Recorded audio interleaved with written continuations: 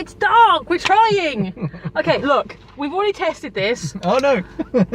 Yeah, you can see us, Yeah. but I'm not even going to show you. That's what it looks like on my hand. Do you want to see that in your face? No, I didn't think so. Neither do we. I'm scared. So we saw it around the Wasp. We did. Do you want to start while I... Yeah. So this is a film by Marvel. Now Marvel have made several other films. I will now list them all. If you can, in order, I'll be quite impressed. I cannot. You can do the first couple, the first few. Iron Man, Yes.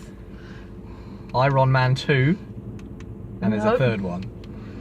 No. Incredible Hulk. Then Iron Man. Incredible Hulk. With Edward Norton that we don't talk about. Poor Edward Norton. I know. Ant-Man 1 That's definitely not the right order. and the others. Anyway, we went to see Ant-Man and the Wasp. Ant-Man 2. Are you doing that voice the whole way through? No, wait. Thoughts? Good. Go see it. It's a Marvel film. Go see it. It's a Marvel film. You will, it's one of those, you'll enjoy it if you enjoy Marvel films, and if you don't enjoy Marvel films, you will not enjoy this. It's the We'll first... see you later. Thanks very much. That was fun. Bye. Bye. First one back after Infinity War. So smaller story. Good acting. I mean, yeah, good acting all round. Yeah, of course. Yeah. I don't think it's a spoiler to say that Michelle Pfeiffer is playing Janet Van Dyne. And Michelle Pfeiffer is awesome. Yeah, it's like the last one was a heist movie. This one's more. We say it's more straight up adventure. Yeah. Yeah, more Adventure rescue. Yeah. Actually, I kind of have thoughts that I will get more specific when we get into the spoilers, because it just occurred to me, but it is a spoiler. I mean, what can you say? It's a Marvel movie. The acting is great. Yeah. The visual effects are amazing. Yeah. We saw it in 2D, but there are parts. Okay, there are parts that take place in the quantum realm. I don't think that's a spoiler. And that probably looks really cool in 3D. I'm sure, yeah. But to be fair, the last film we saw in 3D was a lot of night scenes. This one had a lot of day scenes, so it probably overall probably looked a lot better than the last one. Yeah, that's true. So we always get it the wrong way around. I know. We can give it another go. We always so we see the ones that probably look good in 3D and 2D, and the ones that we thought would look good in 3D and 2D. Yes. We've done that well. You know, we get it around the wrong way. It's fun. Pretty sure that's the same kid actor. Grown up, because it's like 2 years later in the events from Civil War. It's a Marvel film. It's a lot of fun. Everyone's back. The new people are great. The antagonist is really great. Yeah. Very interesting character. It's got Lawrence Fishburne. He's in the trailer, so that's cool. Yeah. Lawrence Fishburne's always a win. Yeah. Yeah, you can't really say anything bad about him, really, can you? Yeah, that's sort of non-spoilerish, isn't it? I mean, you know, there's a basic plot, and things happen, and it's all good. It's a film. And we enjoyed it, and we recommend it, and we like, if you like all other Marvel films, then you'll probably like this. And I need to. Is it gonna? Okay, that light is gonna be right behind us all the time, isn't it? Yes.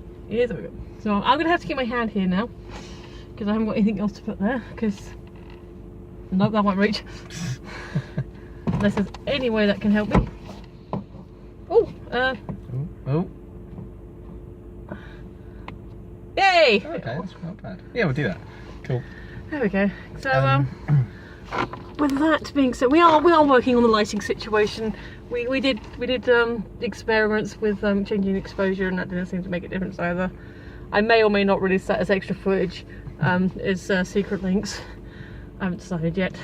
I'll watch it back and see how embarrassing it is. I'm guessing very. So we'll work on it. Yes. We'll have a discussion. We'll talk about it. But otherwise, it's a Marvel movie. Its effects are brilliant. I'm not going to be specific on the end credit gimmick this time, because as every Marvel movie has its own kind of end credit, style. But it's so good. The work that went into that bit. Yeah. that. was so very cool, and we appreciate the work that went into that. Yeah, definitely. That sequence. Definitely, yeah. Oh, yeah. We're talking about the first one. We're not talking about the actual mid-crawl. We're talking about the actual credits. Oh yes, of course. Yes. I think it was real. I kind of hope it was real, not CGI. I don't think it was CGI. I think it was. I think somebody actually did that, which is just awesome. yeah. No, a lot of respect for whoever put that together. The people, I imagine, who put all that together. That was amazing. We'll talk about that in a minute. Yes. Yeah. So with that said, we both recommend it. I mean, okay, the usual question with these films: do you think you could walk into it? And I think with this one, probably not. Probably not. No, I think you need the first one. Definitely the first Ant-Man. Probably Civil War. Yeah, you definitely need Civil War. You need Civil War, yeah. And I would say probably you can get away with just those two. Yeah, I think so. It'll give you a really relatively good understanding, won't it? Yeah, but you can't just walk into this. No. Unfortunately, I you can if you want, but you'll be confused and you're turning over to your friend who's seen all the films. What's going on? So recommend it on the caveat you've at least seen the first Ant-Man and Civil War. Yes. And we're of course talking Captain America Civil War in case anyone says, oh, there's a film Civil War. No. I mean, there could be a film called Civil War. It's big thing in history. But anyway, that's enough pre-ramble. Spoilers! Because you'd love it when I do that. So I'm talking about the model working at the end. Yes. So the end sequence thingy, if you're staying a little bit beyond this the spoiler warning, just to have a quick see, they did model work and to scale modelling of but they're miniatures, so they've got mini and it's like absolutely brilliant. Yeah. And I always appreciate like miniature work and model work and that because it's so cute. Yeah. It's so detailed. So detailed, so intricate. Yeah. So I appreciated that. Yeah. I thought that was a lot of fun. That was good. Yeah. Okay, so the thought I just had regarding the plot. Yeah. Big Hero 6. Yeah, it is a bit, isn't it? Yeah, it is a little bit. Where they have to go in and rescue his daughter. In this case, they're rescuing Janet. Yeah. So do you want to give a quick synopsis? Yeah, so film sort of opens with Scott Lang, Paul Rudd's character, on house arrest due to, for 2 years, was it? 2 years. And then 3 years on probation, I think, after that. Yeah. So he's got like an electronic tag, he's housebound for these 2 years, and he's 2 years almost up. The reason for this, we find out, is because of what happened. Because of the Accords. You basically wrote the Accords in Germany. Accords, yeah. So because of what happened in Captain America Civil War. Yes, hence why you need to see that. Yes. Yeah, so we find out that he's on house arrest and he's not allowed to leave the house. Obviously, he can't contact Dr. Hank Pym or Hope. Van Dyne, is it? Yeah, she's Van Dyne. Yeah. Check her mother's name. Yeah, so the film sort of starts off with them. Is it like they're building a thing? Yeah, they basically, he creates. Oh, well, look at the water I put over here. He creates like a treasure hunt thing in cardboard boxes. Yeah. Oh, that's amazing. And they go exploring. Like, oh, Anthony, show us the way. I said ant. Like, oh, and they got the cardboard ants. And that's how you find out he's on house arrest, because they got this great. They go down the escape hatch. They find the treasure, which is the world's greatest grandma trophy, because that was the last one in the shop. Yeah. And Scott is proud to be the world's greatest grandma and wants to Nick Cassie a jumper. Yeah. So they go to the escape hatch, which is this elaborate helter-skelter they built inside the house and outside the house, and the house looks amazing. And then his foot punches through the fencing. The fence, yeah. So I guess in the context of Infinity War, because there's going to be deeper spoilers we'll get to in a minute, but I'm guessing in terms between Civil War and Infinity War, that's kind of where it sits. I think so. Considering the ending. Well, I say we can get to that in a bit, but now my thoughts gone. But no, that's like, because in Infinity War, they did state that Scott and Clint made deals, and they were like, you know, 'cause for their families, they're not part of the action because they're both fathers. And so this is Scott's story. So yeah, so in the exact timeline where it fits in the placement of Infinity War, we're not exactly 100% sure, because it can take place. It takes, like, well, it's 2 years after the events in Civil War, or after the events after he got arrested. So 2 years from his arrest and the plea bargain. Yeah. So at any point after that, and 2 years. So not entirely sure where Infinity War comes in. So what I said before, at the end of Infinity War, I don't know if this is going to be a meanwhile story. It's a somewhat sideways kinda, but we're not sure exactly the timeline that the majority of the events take place. Like the 3-day events of this movie, you know, they're any point within that sort of span between the two films. So Luis is hilarious. Yeah, I love Michael Pena. He's brilliant. What else is he actually in? 'Cause I don't think I have. I think the only other thing I've seen him in that I know of off the top of my head is End of Watch, which is an amazing film. It's him and Jake Gyllenhaal. They play LA cops. Oh yeah, yeah. It's sort of like handheld, mainly handheld, and it follows them around on like a shift. Is that like a dramedy thing?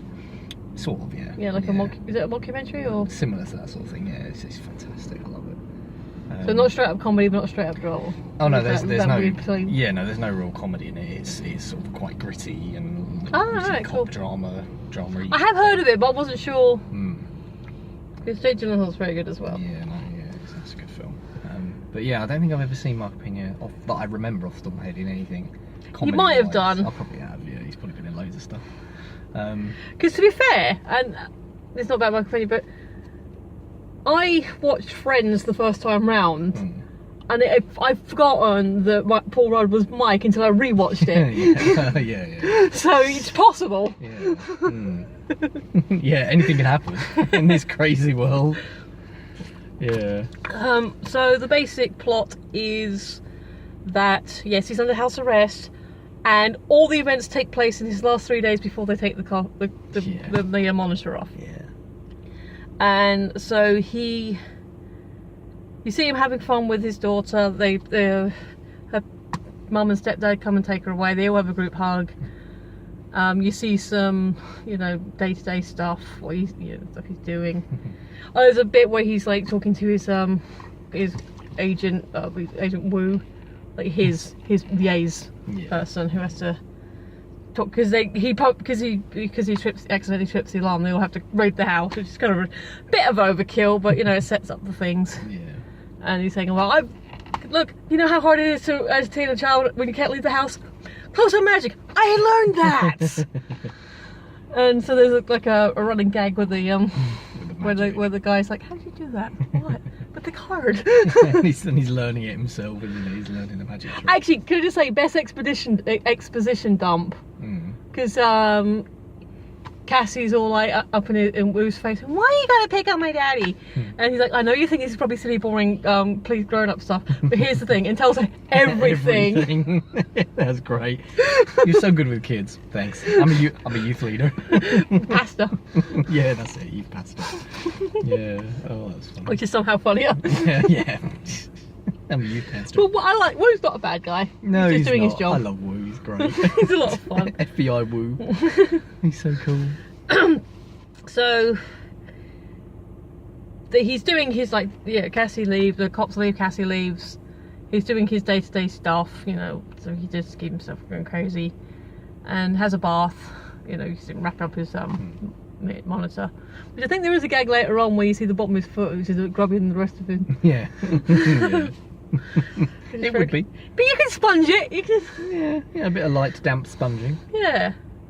And then he's in the tub, and then he has a really trippy dream, where he thinks he sees Janet, and then he calls Hank, because Hank hates him, because it was Hank's tech that was used in Germany, then it's obviously by association he's guilty, and he broke the accords as well, even though he didn't actually mean to. So he hasn't spoken to him for that 2 years, and then he calls him up and said, look, Oh, this is probably not, I don't know, there's this thing, and I think you should know, I had a dream, and I think it was Janet, but I can't be 100% sure. You know what, now I'm saying this out loud, it probably isn't an emergency, sorry I bothered you, bye. Yeah. And then he gets abducted. Yes. Yeah. And so they put his ankle bracelet on him. Okay, so in this one, most of the ants are big. Yes, yeah, they are. I mean, there's a few sort of scenes with They do play with size ants. They do play with size a lot, but I think he's bigger more often this one. Yeah, I think so. Yeah. Less miniatures. Yeah. But then you've got, so you, instead of having your effects budget go on miniatures, you've got your effects budgets going on these ants. Yeah. Which was really good. Which is amazing and very cute. Yeah. But yeah, they train the ant to do, you know, 9 hours in bed, 5 hours watching TV, 2 hours in the toilet. What that's about? It's not that long. I mean, without getting into too many icky details, is that 2 hours collectively? Because I can't imagine one session. I don't know. God, I hope not. You know, because I can imagine, you know, a couple of trips a day, you know, depending on your diet. Yeah, I suppose. Yeah. Maybe they'll explore that further in the next one. I hope not. I God, hope I hope not. So yeah, so he and Michael, he and Luis and the others have got a business. They're actually doing security. Ex-con security consultant. I didn't. Did you not get that? No. Oh. I thought it was just like ex-con. No, ex-con security consultant. It had a dash and everything. Oh, that's clever. Yeah. And you just take a minute. No, because it was like I thought it was like ex-con. Yeah, no, I see where you're coming from, but no. Very clever. Well done. In my defence, I didn't get a lot of sleep last night. Yeah, it's true. Someone was doing a broadcast for 3 hours. You know. And I've been ill. It's been a whole thing. See the box for detail. I couldn't sleep. It was anyway. So it then becomes a story. So the reason he had the vision is because they set up this quantum tunnel thing, and so it's then becomes about, okay, with this part and with what is in your brain, we can probably find out and how to get Janet. So that's the simple through line. That's what they're trying to do. Then the business associate that they've been dealing with turns out to be a bit of a dick. Kind of funny, but a bit of a dick. And so he tries to double back on their deal, saying, well, my FBI contact says you're this and this and you want that and I want in, and like she's like no. So he tries to backstab her. There's a whole sequence where Hope as Wasp is fighting them in the kitchen whilst Hank and Scott are watching from outside. Yeah, they're in the van. And then, just as Hope gets the upper hand, someone else comes in. Who is, well, her given name's Ava, but her code name's Ghost. And she's basically phasing. She's unstable. She's quantumly unstable. Did you just put quantum in front of everything? Makes you sound smart. Yeah. So then so basically you've got Hope and Sonny Birch, and they've kind of come to a thing, and she takes her part and still gives him the money she promised. So she was walking like, look, this is a done deal. I'm taking, you can keep your money. I'm going. And they're like, oh, whatever. And then Ghost walks in, and they're both like, she with you, like, you know, just like they're both confused. And then they like, and so then there's that fight sequence. So it turns out that she was the victim, yes, but her dad was an old associate with Hank. She got picked up by S.H.I.E.L.D., which is probably Hydra at the time. There's a whole thing. And she basically, I don't know the exact purpose of the experiment was, or the equipment, but her dad was like telling her and her, mum, because she was still a wee one, run, go, get out. But she was like, no, Daddy, I don't want you to be alone. She gets caught in the wave, her parents are killed, and she's now out of phase. And then Bill, Lawrence Fishburne, finds her and tries to help her. And he does, he's quite paternal towards her, but then S.H.I.E.L.D. get hold of her and like try and expose her powers. Well, he works for S.H.I.E.L.D., but he's like the good side of S.H.I.E.L.D.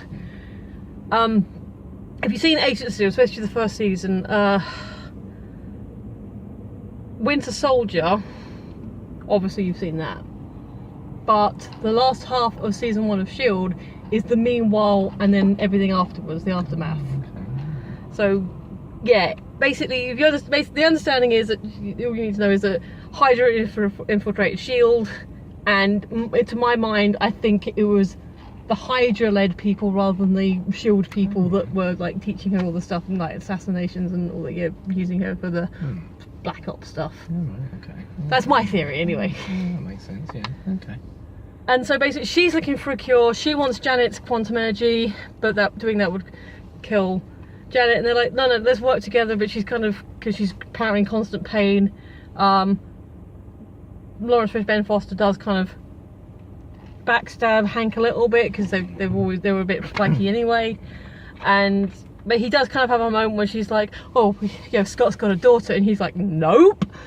You touch one finger on that kid and I will disown you. So he came through it, and so that's kind of the thing. So you've got this three-way tussle between Team Hank, Team Foster, Team Ghost, whatever, and Team Birch, with Luis and the others on the side going, cool, can we help? We say that's fair? I think so. Favourite scenes? I mean, favourite scenes. I love when Louise is explaining things. That's truth serum. Yeah, that's what it is, right? Oh yeah, truth serum. That was great. There's no such thing. Truth serum. Truth serum. So they do the whole character to character thing with all the different scenes, and like, it's just funny. Look, while I'm watching, because in the previous ones, Paul Rudd and Evangeline Lilly weren't part of the sequence. No. So it was funny seeing them talking with Michael Penner's voice. Yeah. Yeah, people you knew already and you knew their voice. Yeah. Yeah, that was good. That was so good. Oh, I love that. I love that. Oh, and his hair.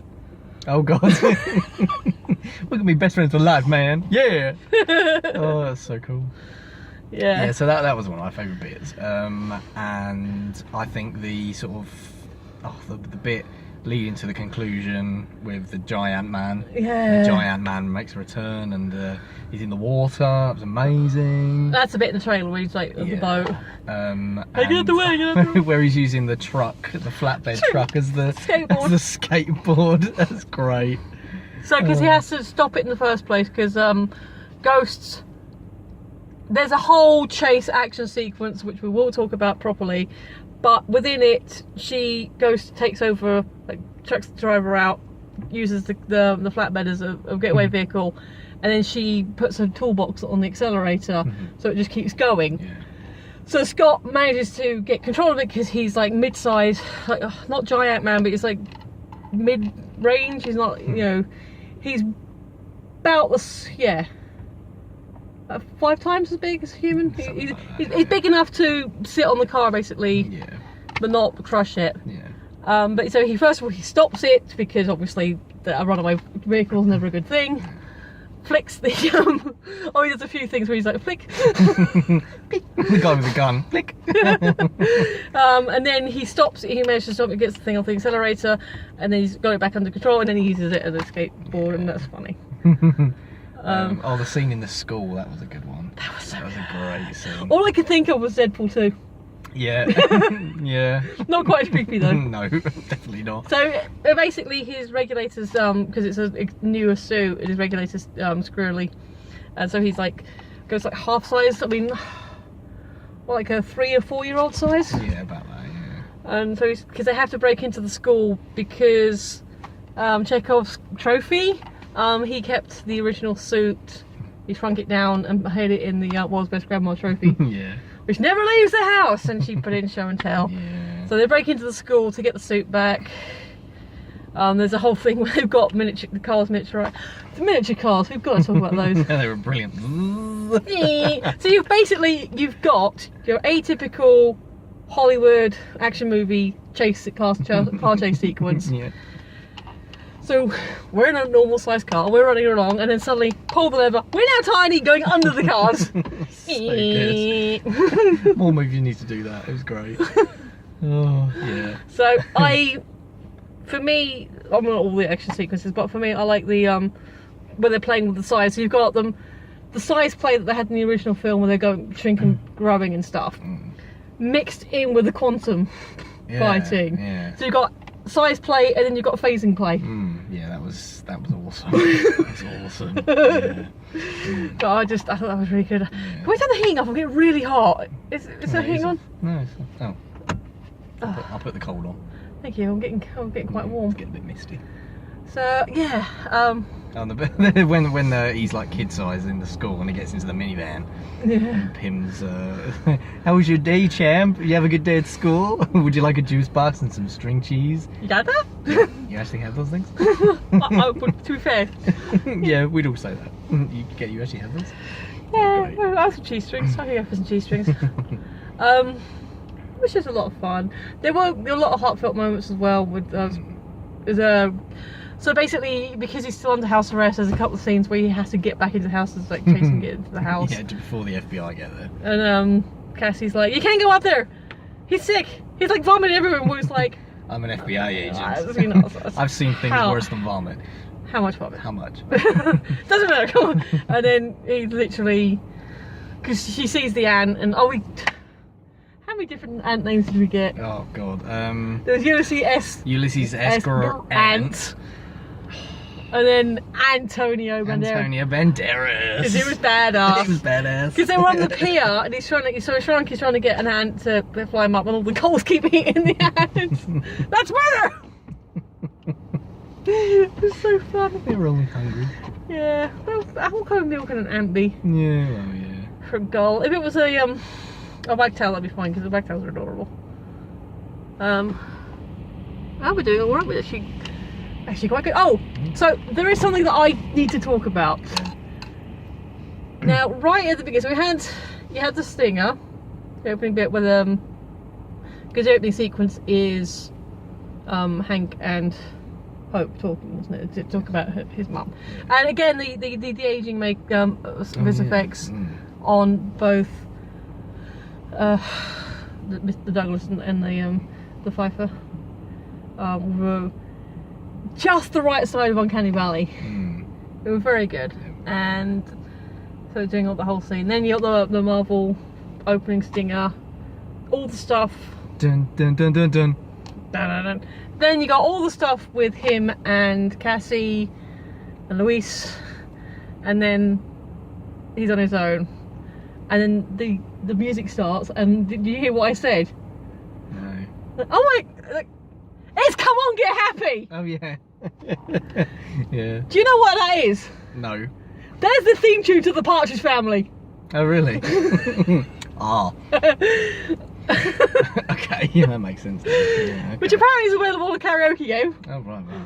That's what he was doing, he was playing a karaoke. Yeah, of course he was. That was the lyrics. Yeah. Oh yeah, when he's like bopping along. That was great. That was the weirdest thing to me, because of all the songs, I mean, this is a franchise that has immigrant songs. Yeah, that was just. And AC/DC. Yeah, Partridge Family. And tune in for the next Captain America film where Cap will be singing the tunes of Donny Osmond. I knew you were going to go Osmond. I knew you were going to go Osmond. Because the Jackson 5's just too cool. Yeah. Never tangle with anything that has more teeth than the entire Osmond family. No. Oh god. So that got me a little bit, especially since I've taken a moment for Mr. David Cassidy, passed away this year. So that was bizarre, and I guess I know it because I grew up with it because my mum was a big fan. But obviously you don't. You kind of. No, it wasn't my thing. But so I said title, and so what's your knowledge of the Partridge Family? Sort of, like happy, smiley, teethy. Not quite that. Not as teethy not as as teethy as the Osmonds, but yeah, 70s. Yeah. 70s, yeah. Just cheesy and. So happy have you songs. do you think you've even seen a clip of it, or anything? I think I have. Yeah, I can't remember exactly when or what, but yeah, I think. So I have. But you know the name. Yeah, I've got an idea of what like a performance would look like. Because I think The Simpsons have parodied it more than enough times. Right, yeah, probably, yeah. So yeah, the late David Cassidy, Shirley Jones, Susan Day, Danny Bonaducci, and the kids, and then obviously who played Ruben? oh, I can't remember who the guy who played Reuben Kincaid, who was awesome. And yeah, a musical singing family, and so I come to that song with a certain amount of baggage. What did you actually think of it just listening to it in the movie? I love that song. it's fun. It's just always a happy, bouncy. Yeah, just a funny, happy song. Yeah. So you didn't, you had no context or? Not really, no. And you liked it. I did, yeah. Yeah. Fair enough. Now you might need to look this up. So you go on to IMDb. I don't know. Actually, I know you can look this up. So Michelle Pfeiffer, Michael Douglas. Michael Douglas. Now, when Who am I looking up? well, I don't know. Let me finish the thought, and then you can sort of work it out. Okay. When Austin Powers 3 came out, which I thought it was okay. It's my pleasure. Okay, it's a quotable movie. But one of the fun, weird trivia things about it is that Michael Caine, Michael York, between the two of them, have a huge filmography. They've both been, doing the thing for years. Both great British actors. Yeah. That was their first film together. Really? Like in the entire history that they've been working. I'm just wondering if the case is the same for Pfeiffer and Douglas. Okay. So, just trying to think. It was a good film. I really enjoyed it. It was really heartfelt. Oh, the ending before, because so they got the final sequence and they're watching some, probably they came from beyond or something, or Ants, the movie, a schlocky 50s B movie thing, and they're in the car. So you think, oh, okay, they went to a drive-in, because it's Scott, Hope, and Cassie in the car watching the film. And then a moth kind of comes onto and you think it's going on screen. It's like, what? Oh, a moth going. And no, it's an actual giant moth, because they set up a drive-in with model cars, them in the car themselves, and they basically watch it on the laptop. And they were so cute. They just set up a drive-in in the garden with a laptop. They're so cute. What do you got? Anything? Yeah, I found an article, Cinema Blend. Yeah. Yeah, they've never collaboed before. This was the first film of the Pfeiffer and the Douglas. Fair enough. I was wondering. Yeah. Because when you think about it, there are a lot of actors that end up working together a lot, one way or another. Yeah. Whatever it is they've done. And there are some people that, despite having been in the industry for years, never do. Kind of opposite to that, Leah Thompson and Christopher Lloyd had appeared in 2 films, or had both been in the same film twice prior to Back to the Future. Okay. But Back to the Future was the first time they shared any dialogue. Okay. So things like that kind of Yeah. makes me find it, and even that was just like, hi. Yeah, but no, still it counts. So stuff like that kind of intrigues me with actors and such. Do you have any funny, weird anecdotes, like that kind of stuff? No. Fair enough. I need to pre-plan my funny anecdotes. So, any other thoughts, favourites, good, anything? Okay, anything that didn't work for you? Specifically, not really. I mean, overall, it wasn't as good as the first film for me. I still enjoyed it. It's still a good fun film, and I did enjoy it. And you'll watch it again. It'll be in the collection. Yeah, absolutely. Yeah. But yeah, no, I got a lot of fun out of it. But I think if I had the choice of which one I'd rather watch again, I would rather watch the first Batman. I could see that. Yeah. But no, this was good. It was a good little sequel. It's good to see them sort of get the story with Hank getting Janet back. That was nice, and obviously him going into the quantum realm and doing what he always wanted to do at that time. And then he's like, he's taking a moment. He's like, oh, he never told me it was beautiful, because Scott's constantly going on to tell, because originally Hope was going to make the dive, and Scott's saying about this, and he goes this, and then he goes black, and you got, because I've been there. Yeah, Scott, we know you've been there. Yeah, so, but then you've got him. He's taking a moment. It's like, he never said it was beautiful. Yeah. And then you get these like creaturey things, which they do give a name, but they look like dust mites. They did, but quantum dust mites. Yeah. And then they're making whale sounds, and then they're coming up to him and they're quite toothy, and it's just like, maybe they could have done damage because they're about as big as him, maybe probably a bit bigger, but they probably wouldn't have necessarily meant it. They might not be malicious. No, but yeah, still creepy. And then he goes through the barrier because he's like, there's problems with the signal. Oh, by the way, all this is happening. He's in the quantum realm whilst the big fight scene. While the big fight scene's happening, they've shrunk. Trying to get the. So have they just forgot the thing where the mass thing? Because that was a problem with the original film. It was like, if they were going around with a key ring of a tank that still had the mass of a tank, you wouldn't be able to pick it up. So they're just like hand waving all that problem now. I think so. Because they've invented new tech. So they're basically running around at various points. Various characters are running around with a building a bit bigger than this. It's like a little flight case, a little suitcase on wheels. That's great. Have you seen a southern man carrying a building? No real negs for me. The girl playing Eva, she, So, did I say she was Venezuela? I don't know. She was South American. Like the girl playing her was definitely. Did her accent sound English to you? It did a little bit, yeah. So, and she was raised mostly by Lawrence Fishburne. So, I don't get the accent. I don't know if it's a British actress or someone I don't recognise, but maybe. That confused me. Yeah, I don't know. But she was very good. She was very good, yeah. But that confused me. So we have to talk about it now, don't we? Yeah. So basically, right at the end, you sit all through the credits, and it's just an ant playing with the electric drums. Yeah, for like 5 seconds. Which is adorable, and the guys in front of us are like, wait for that. And of course, the first. Yeah, we should probably talk about that. That's probably the best till last, easily. Yeah, far away. So there's a whole end of movie, everyone kind of happy-go-lucky, because there's a whole thing with the ex-con might be going under. They're trying to secure this particular contract, and then because the other guy and the Russian guy helped save, like they basically tased the bad guys. They were stood there, like the two feds came along and like, we got them, look, we're this guy and we tased them and we got him for you. And then they shot him up with truth serum and they're like, we're bad guys, I've killed some people, the health violations you wouldn't believe, So they sit. He's a truth serum. Yeah, and